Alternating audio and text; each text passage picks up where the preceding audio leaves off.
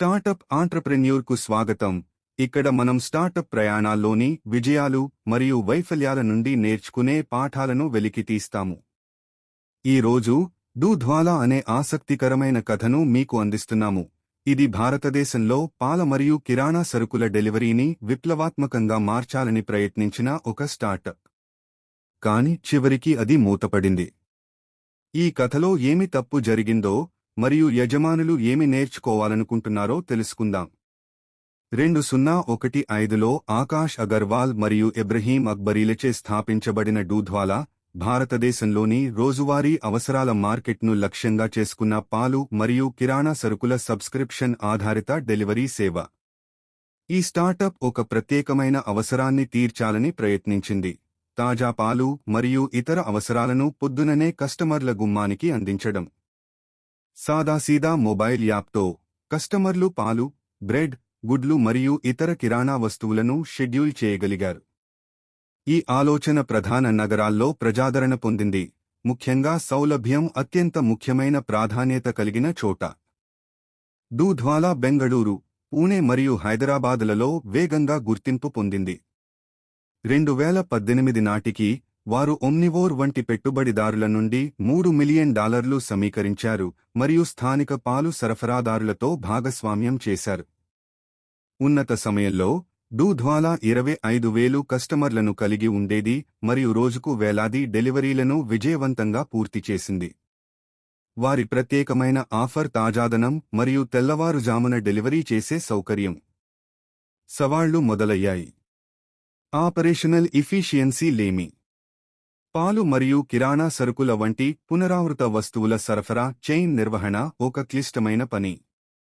విస్తరణ కొనసాగుతున్న కొద్దీ దూధ్వాలా నాణ్యతను నిర్వహించడంలో మరియు సమయానికి డెలివరీ చేయడంలో ఇబ్బందులు ఎదుర్కొంది.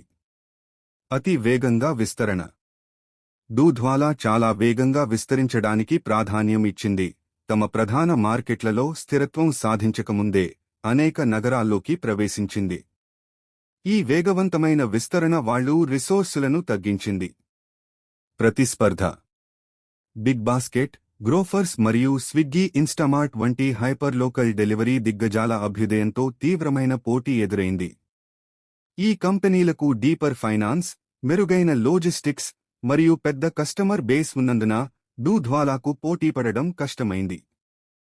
ఫండింగ్ సమస్యలు. మొదటి విజయాలప్పటికీ దూధ్వాలా కొనసాగించడానికి అవసరమైన అదనపు నిధులను సమీకరించలేకపోయింది.